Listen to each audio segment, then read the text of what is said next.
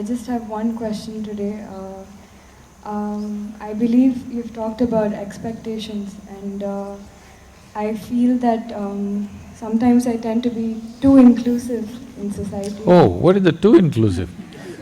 I get over-attached to the people around me. No, that's not inclusiveness, that is being exclusive. Um, See, if I get attached to you only in this whole crowd, is it being exclusive or inclusive? Exclusive. Yeah, don't give wrong labels. You're calling exclusiveness as inclusiveness, that's trouble.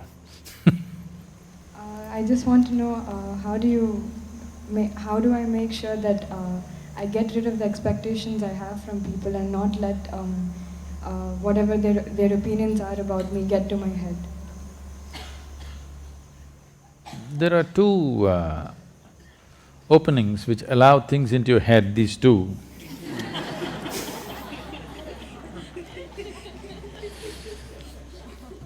We can make Isha earplugs if you want. I didn't know there was demand for it. Our craft department can make Isha earplugs. Very organic, cotton ones, wooden ones, or just groundnuts, 2 groundnuts. High protein earplugs we can advertise. Now, what you call as attachment is a natural consequence of exclusiveness. The moment you choose between one and the other, getting tangled up with it is natural.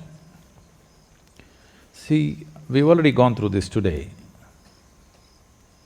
We accept both filth and fruit, but when it comes to eating, we choose the fruit. This is a choice we're making. When it comes to physical activity, we choose. But when we just sit here, where is the need to choose? For a specific activity, choices are made. But for the rest of the life, there is no need to make choices every moment of your life. Inclusiveness means this. Inclusiveness does not mean you have lost your discriminatory sense. You have your discriminatory sense. Your discriminatory sense is useful only for performing action, not for being here. For being here, you need not be discriminatory in any way. To be alive, if you discriminate, it will not work. But to act, you need discrimination, otherwise you cannot act sensibly. So this problem of getting attached or overly attached to one will naturally lead to another consequence of having deep aversion to many others. See, to balance your so-called love with one person, you will have to have deep aversion to a whole lot of people. You can't stand them. Please carefully watch and see, this is how it's working. Whether you're… maybe those people with whom you have aversion, you may not notice it unless they happen to be around you. You have aversion, but because they never came near you, it's not felt. But if they happen to come here, you will feel it, because this balance is always happening. Now, your expectations about people, this is not just about people, this is everything. What is the source of all human misery on the planet? Life is not happening the way I think it should happen. Is there any other cause I'm asking? Life is not happening the way I think it should happen. This is the only source of misery in human life, isn't it?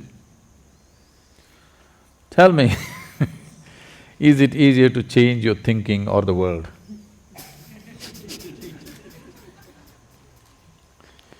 Changing your thinking is very easy, isn't it?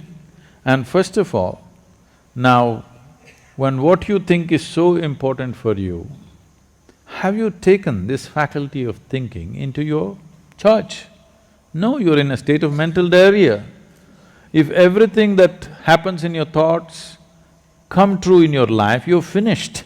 Fortunately, they're not coming true. My blessing is, may your dreams not come true. Because the way you're dreaming, if all of it happens, you're finished. Because your expectation is coming from a very limited picture of life.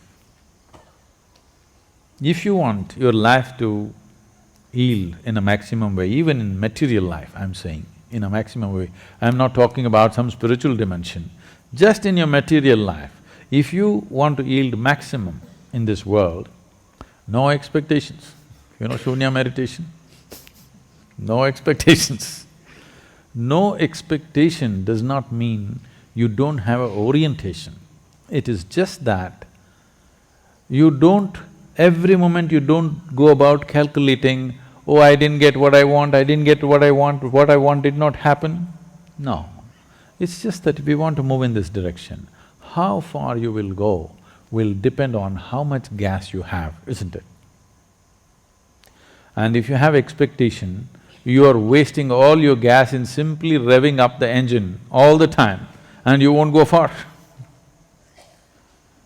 This whole expectation overtaking you has happened to you because right from your childhood, people are asking, at the age of 3, people are, tell me what will you become? Will you become doctor? Will you become IT engineer? Some rubbish. At the age of 3, the expectations that parents have of their children is largely so unrealistic and stupid most of the time, it is neither good for them nor for the children, and many… right from your early age you cultivate the same trend. Let's do this much with life.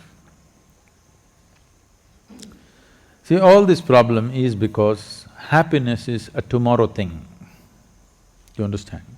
Why your expectations have such powerful grip on you is, happiness is a tomorrow thing, never a today thing.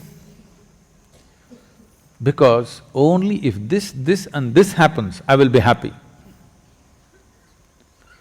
Now, as you get more miserable, as this and this gets little more away from you every day, instead of coming closer if it's going away, as you get more miserable, the power of the expectation becomes stronger and stronger.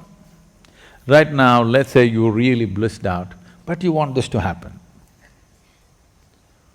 We chased it, tomorrow instead of being closer, it's further away. It won't create any great amount of suffering, it will not. It will not create any suffering because you're joyful. So without fixing this, you're trying to do things in the world. Long time ago, it seems Krishna said, yogastaha kuru karmani. That means first establish in yoga, then act. But now you started your action in a mess, so you come to yoga. So we're trying to adjust this. You're still a young person, you do this much, forget about what you want in the world, from yourself, from the people, from the world. What you want, drop it. First establish this, that what happens within you is determined by you, nobody else but you. Just do this one thing, naturally you will choose to become pleasant. When you're very pleasant, still 10,000 things have not happened in my life. So what? With a joyful zest, I'll go after it. And the chances of fulfilling those expectations are far better. If they don't happen, who the hell cares anyway, because my experience of being here is wonderful whichever way. Without fixing the fundamental, we're trying to run away. We've not fixed this, but we are trying to take this somewhere. This is trouble. If you want to drive your car, you must see first it's properly fixed. 2 wheels are loose, it's on the jack. Now you try to drive, you know it's going to be a disaster. You're still a young person, there's no need for anything to happen in your life right now. This is a time to establish yourself. This is not a time to drive.